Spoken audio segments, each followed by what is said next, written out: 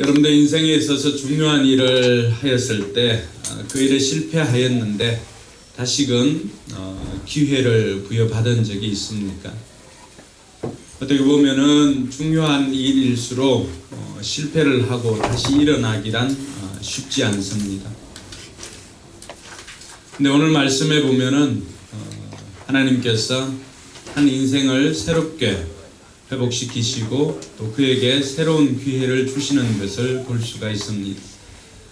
어떻게 보면은 사도 베드로가 예수님을 3번씩이나 부인하고 나는 그 사람을 모른다고 부인하고 하였을 때 그 새벽에 닭이 울고 할 때 베드로의 인생은 거기에서 모두 다 끝이 났다고 생각하였을 것입니다. 늘 수제자라고 자청하였고 어떤 일이 있을 때마다 늘 앞장서서 이야기도 하고 또 제자들을 이끌어가고 변화산에 올라갈 때도 항상 같이 하였고 겟세마네 기도를 드릴 때에도 언제나 예수님과 함께 하였던 베드로.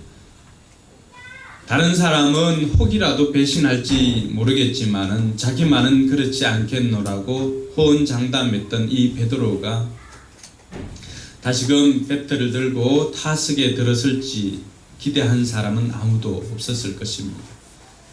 나는 그를 모른다고 했을 때 이 글을 읽는 모든 사람들의 마음에는 베드로 인생이 이렇게 끝나구나 라고 생각했을 것입니다. 그러나 우리 주님께서는 실패한 베드로 그대로 버려두지 않으시고는 주님께서 그를 다시금 일으켜 세워주었습니다. 제가 이스라엘 그 성지순례를 갈 기회가 있었습니다. 청년들과 비전 트립으로 한 번을 갔었고 또 장로님들하고 집사님들 모시고 목사님 모시고 한번 갔던 적이 있습니다. 그런데 많은 곳들을 방문했지만은 가장 기억에 남고 인상이 깊었던 것들 그리고 그 자리에 가서 예외 없이 대부분의 성도들이 통곡을 하며 기도하였던 장소가 바로 베드로가 예수님께 오늘 이 자리 새로운 사명을 부여받았던 이 자리였습니다. 실제로 그 갈릴리 호수가 바로 옆에 지어져 있고 그게 성전 안에 가면은 큰 바위가 이렇게 있습니다. 실제로 그 바위에서 가이드 하시는 선교사님이 그런 이야기를 합니다. 구약에서는 다시금 기회를 받는 것 그렇게 쉽지가 않다. 그래서 모세도 단 한 번의 실수로 인하여서 가나안 땅이 바로 눈앞에 있었지만은 모세는 결코 그 가나안 땅에 들어갈 수가 없었습니다. 사울은 어땠을까요? 사울은 그가 이스라엘 왕으로 기름 부음 받았지만은 그러나 늘 하나님의 말씀에 불순종함으로 말미암아 하나님께서는 그에게 다시금 기회를 주지 않습니다. 어떻게 보면은 단 한 번 주어진 기회를 제대로 사용하지 못하였을 때 다시금 기회를 받기란 쉽지 않았습니다. 그러나 신약에 넘어와서 예수님께서 제자들을 만날 때는 그렇지 않았습니다. 베드로도 어떻게 보면은 인생에 있어서 가장 큰 실패를 경험한 사람이었습니다. 이런 베드로에게 주님께서 다시금 찾아오셔서 새롭게 사명을 주셨다는 것은 우리 인생에도 실패한 현장에서 그대로 버려두지 않고 우리에게 다시금 만나주시고 이 베드로처럼 사용해 주실 하나님의 은혜가 우리에게 있다는 사실을 기억하는 이 시간 되기를 주님의 이름으로 축원합니다. 오늘 말씀에 보면은 인생에 있어서 가장 중요한 일에 실패했던 베드로, 그게 어떻게 해서 기회가 생겼을까? 오늘 말씀에 보면은 주님께서는 그에게 다시금 기회를 주시는데 이 말씀을 앞서서 마가복음 16장 7절에 보면은 한 말씀이 있습니다. 우리 같이 한번 읽어보도록 합니다. 가서 그의 제자들과 베드로에게 이르기를 예수께서 너희보다 먼저 갈릴리로 가시나니 전에 너희에게 말씀하신 대로 너희가 거기에서 배우리라 하라 하는지라. 이 말씀은 어떤 말씀이냐 그러면은 부활하신 주님, 무덤에 막달라 마리아와 또 마리아와 살로메가 찾아갑니다. 근데 그곳에서 천사를 통해서 예수님께서 다시 살아났다는 이야기를 듣고 그 부활의 소식을 듣고 천사들이 다시금 전해줍니다. 가서 그의 제자들과 베드로에게 이르기를 예수께서 너희보다 먼저 살아났으니까 먼저 갈릴리로 가시나니 거기서 전에 약속하신 말씀대로 거기서 너희들을 만날 거니까 이 소식을 전해라고 하는 것입니다. 다른 복음서들이 많이 있지만은 유독 이 마가를 통해서 이 소식을 제자들과 함께 누구에게 전해라고 합니까? 베드로에게 전해주라고 하는 것입니다.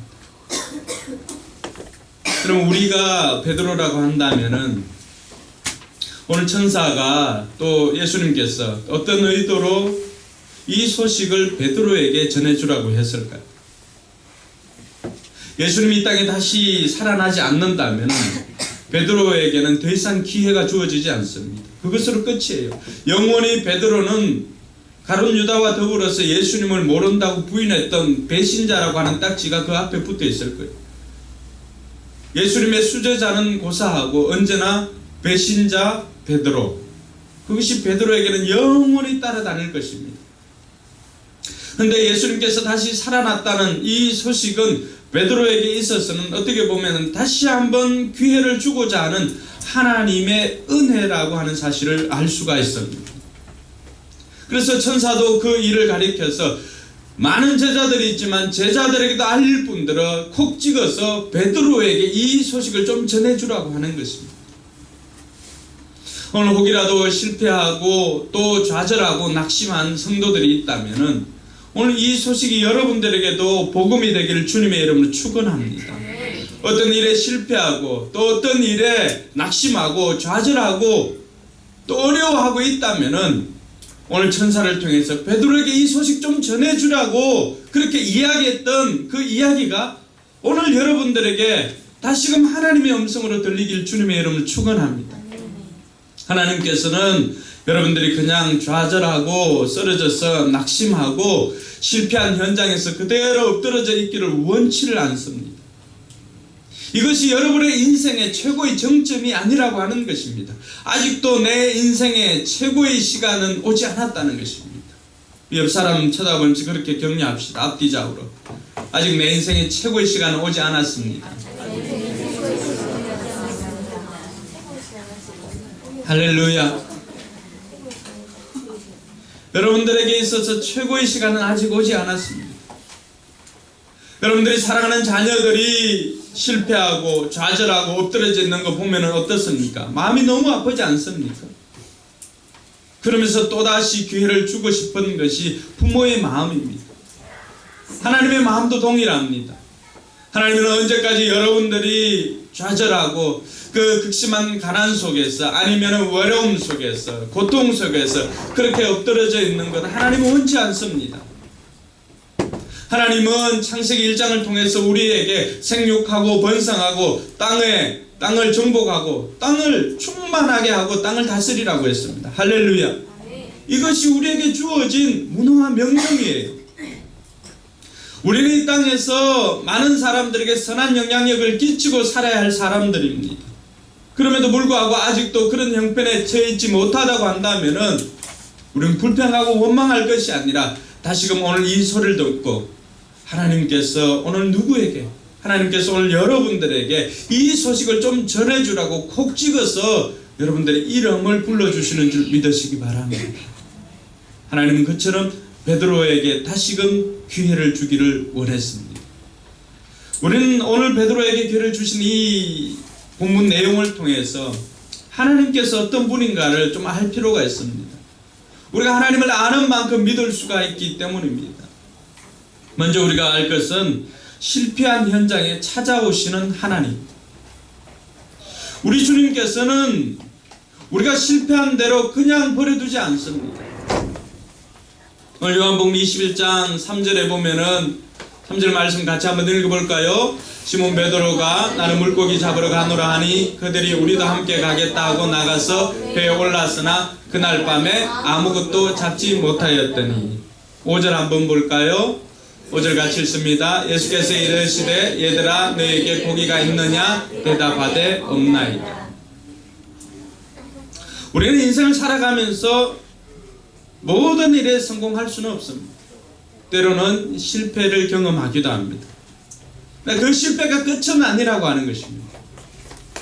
실패한 현장에서 그 실패한 채로 있다 보면은 우리는 낙심하기 십상입니다. 왜 하는 일마다 안 되지? 왜 나는 이 모양일까? 왜 내 성적은 매번 노력하는 것 같은데 늘 저 푸른 초원에 있는 그런 양들보다도 더 못한 그런 성적이 내 성적일까? 낙심할 때도 있더라고 하는 것입니다. 중요한 것은 실패한 현장에 나만 홀려 버려진 것 같았지만 오늘 말씀해 보니까 그 현장을 찾아주시는 주님을 만날 수가 있는 것입니다. 할렐루야. 이것이 우리에게는 복음입니다. 사랑하는 성도 여러분, 하나님께서는 우리가 실패한 현장에서 쓰러져 있는 거 원치 않습니다. 그래서 그 자리에 우리가 하나님을 찾아가는 것이 아니라 하나님께서, 우리 주님께서, 부활하신 주님께서 베드로를 찾아오시고 제자들을 찾아오신 것처럼 오늘 저와 여러분들을 찾아오심을 믿으시기 바랍니다. 그 자리에서 주님 만나는 은혜가 있기를 바랍니다. 주님께서는 이처럼 실패한 현장에 찾아오셔서 우리에게 손을 내밀어 주시고 말을 걸어 주시는 하나님이심을 알 수가 있습니다. 그럼 21장 9절에 보면은 21장 9절 한번 읽어볼까요? 육지에 올라보니 숯불이 있는데 그 위에 생선이 놓였고 떡도 있더라. 베드로에게 있어서는 굉장한 트라우마가 있습니다. 숯불만 보면은, 새벽 미명의 숯불만 보면은 그는 깜짝깜짝 놀랍니다. 베드로에게 있었던 증상은 외상 후 스트레스 장애입니다. 어떤 일을 겪고 난 다음에 그 일과 비슷한 일을 보게 되면은 그 심장박동이 이전보다도 훨씬 더 뛴다는 것이죠. 그래서 우리 속담에 뭐가 있죠? 소뚜껑 보고 놀란 가슴 자라보고 놀란다. 맞나요? 자라보고 놀라는 게 소뚜껑 보고 놀라는 거 아니에요? 네. 정신 바짝 차려야 됩니다. 베드로는 새벽 미명에 숯불, 불만 피어 있는 거 보면은 무슨 생각을 할까요?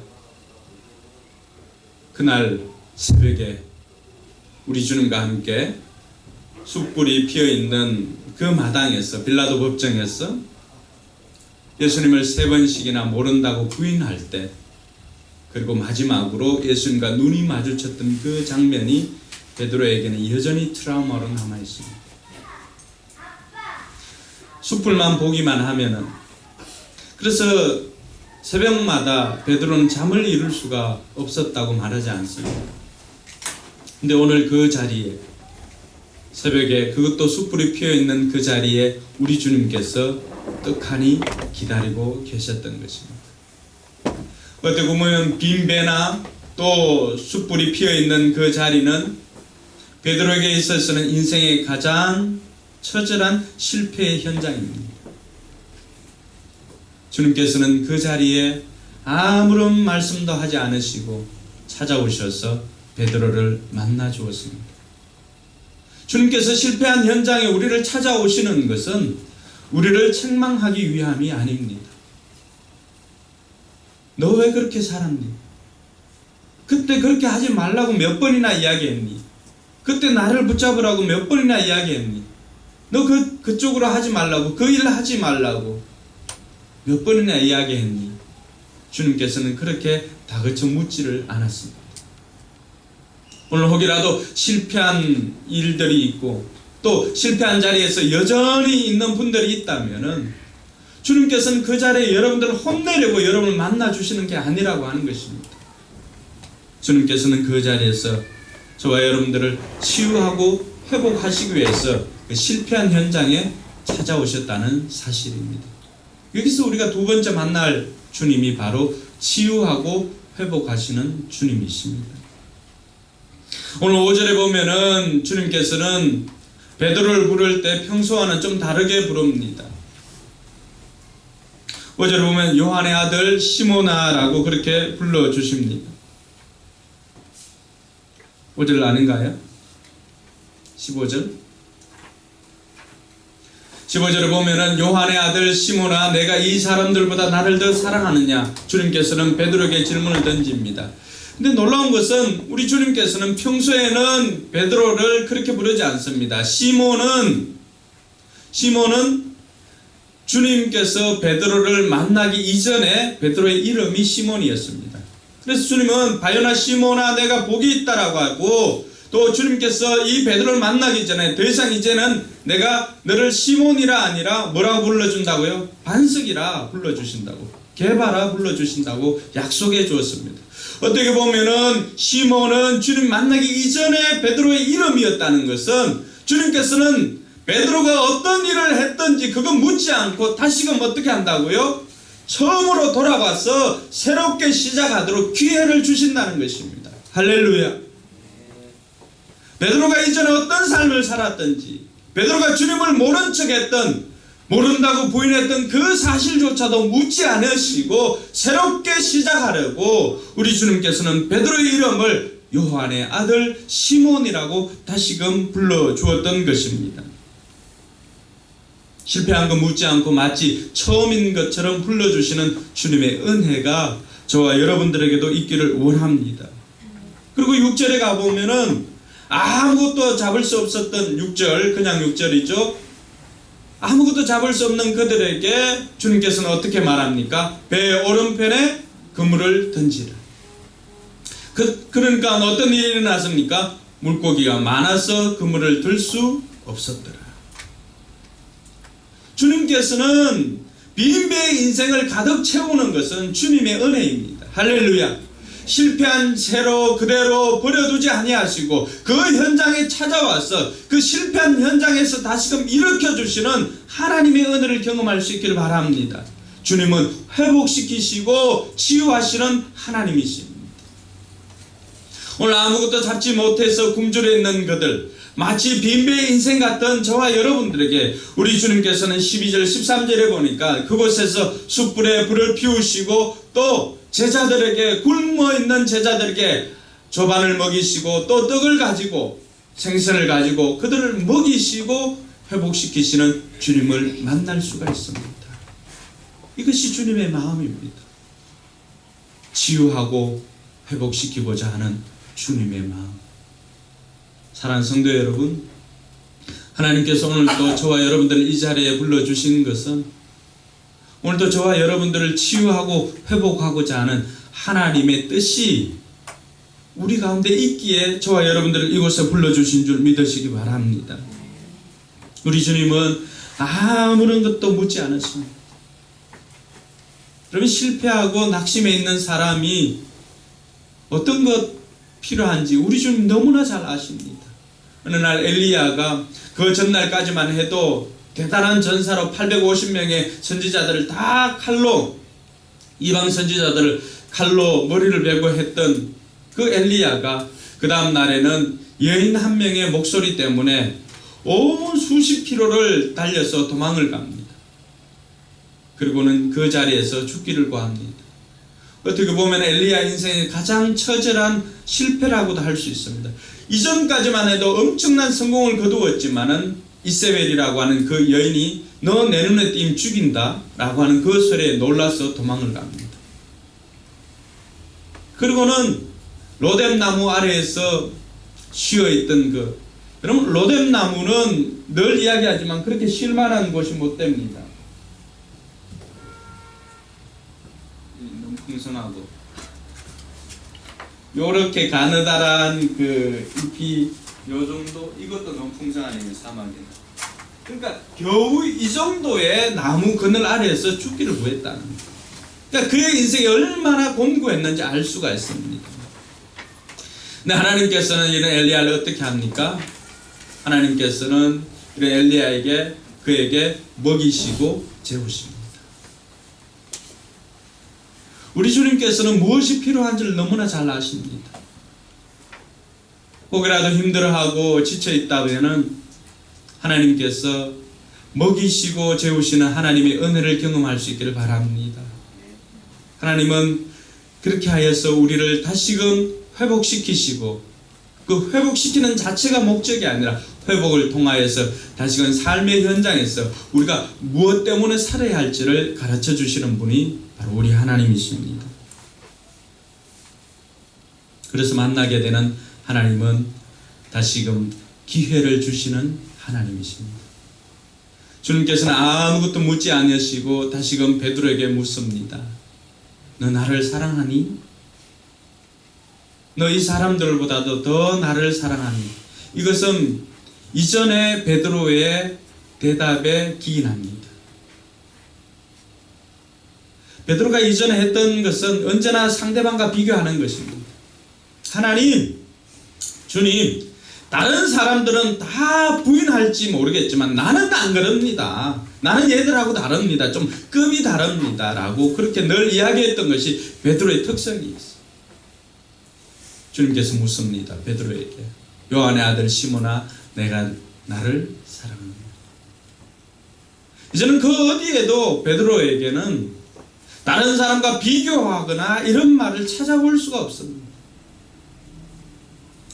주님께서는 너희 사람들보다 나를 더 사랑하니? 라고 물었을 때 이전의 교만은 온데간데가 없습니다. 내가 주님을 사랑하는지 주께서 아십니다. 어떤 사람들은 예수님께서 베드로에게 물었던 질문이 우리가 흔히 이야기하는 아가파오라고 하는 질문을 하고 또 베드로가 대답을 했던 것은 필레오라고, 주님께서 2번 아가페로 묻고 베드로가 3번 이 필레오로 답을 했습니다. 마지막에 또 필레오로 묻고 필레오로 답했는데 이걸 가지고 주님께서는 그 눈높이를 낮춰 가지고 베드로 눈높이에 맞춰서 필레오로 이렇게 했다고 그러는데 실제로는 그렇지 않습니다. 요한이 늘 이 단어를 쓸 때는 아가페나 필레오나 동일하게 상호 교환적으로 언제든지 쓸 수가 있었습니다. 그것보다도 우리가 더 눈여겨보아야 하는 것은 베드로의 변화와 주님께서 베드로를 대해 주시는 것입니다. 우리 같으면은 다시금 기회를 주는 거 쉽지 않지요. 그러나 주님께서는 결코 택한 사람 버리지 않습니다. 그리고는 베드로에게 다시금 기회를 주시는 주님을 만날 수가 있습니다. 주님께서는 베드로가 자신을 여전히 사랑하고 있다는 것을 확인하고는 내 양을 먹이라고 부탁을 하십니다.